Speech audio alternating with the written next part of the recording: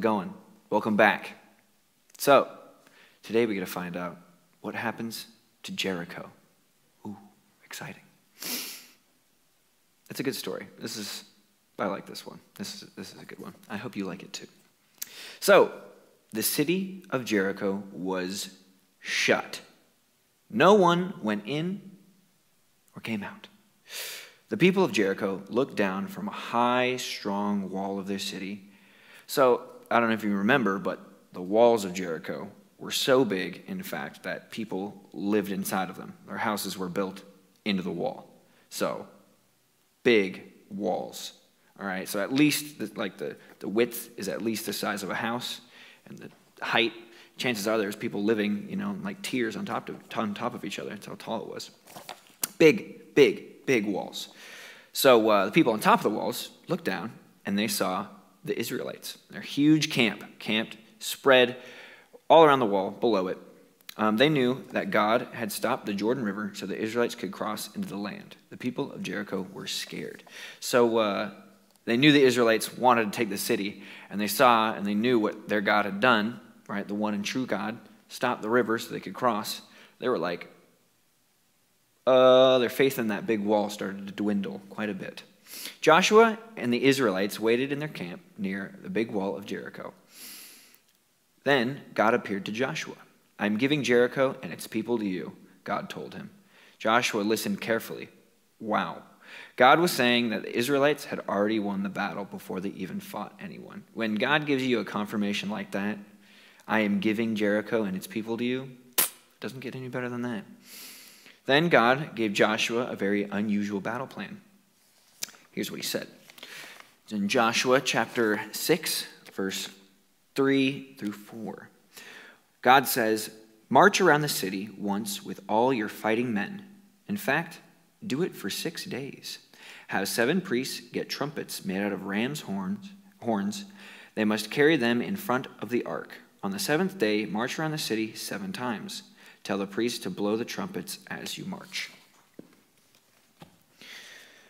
Then God said, after marching 7 times, the priests will make a long and loud trumpet blast and have the people shout. Make lots of noise. So on the 7th day, the 7th time around, noise, lots of it.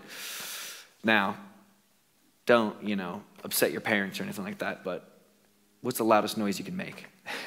You can make some pretty loud noises, shouting, screaming. And they had to make loud noises. And the wall of Jericho, after these loud noises, will collapse. That's the plan.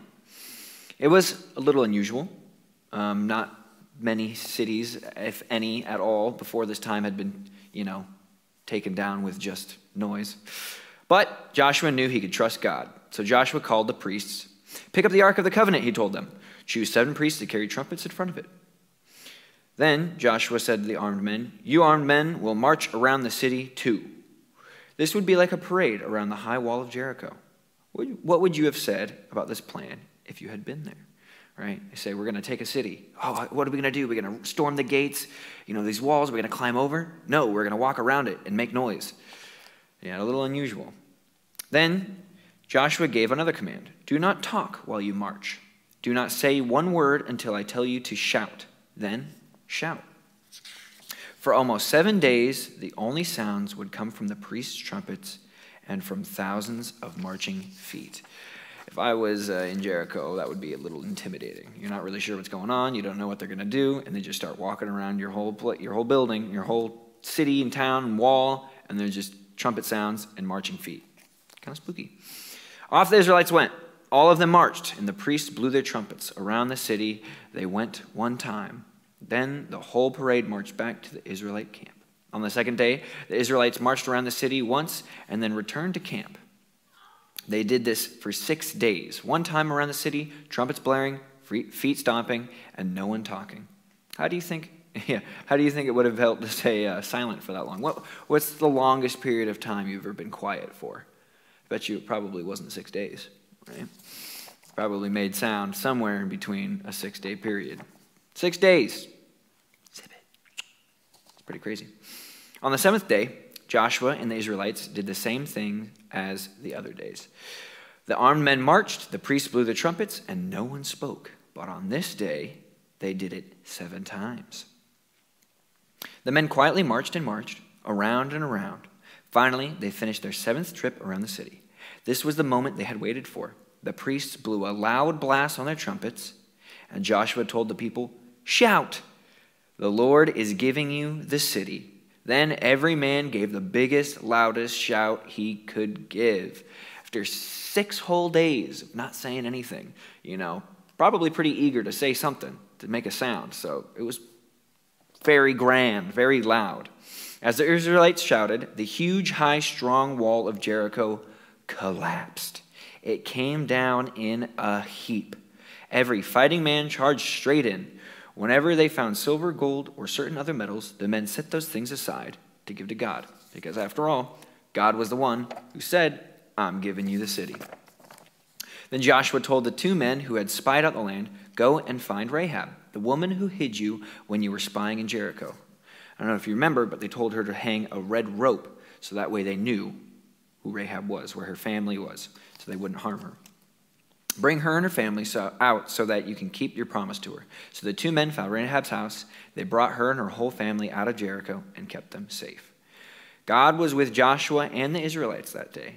Joshua became known all over the land. Yeah, that's crazy.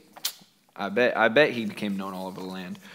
And hopefully he gave God all the glory, because after all, God was the one who delivered the city to them. So before the Israelites went into battle against Jericho, they waited for God's instructions. God's plan probably didn't make sense to them, but the Israelites trusted and obeyed God anyway. The people who hear God's word and obey it are blessed. That means when we trust and obey God, we will be glad. So, for example, maybe you're reading instructions on making a cake, and it's pretty straightforward for making a cake, but you follow them to make a cake, right? Well, God usually, his intentions are more grand than just making a cake. They are to better your life, to make it a wonderful experience filled with joy and love and awesomeness. So the instructions he gives us are precisely for that, to give us the most joy and happiness out of our life.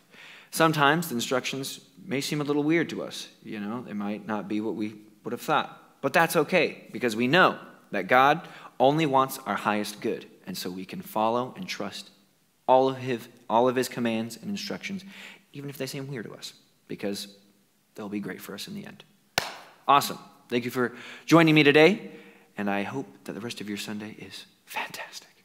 I will see you again next time.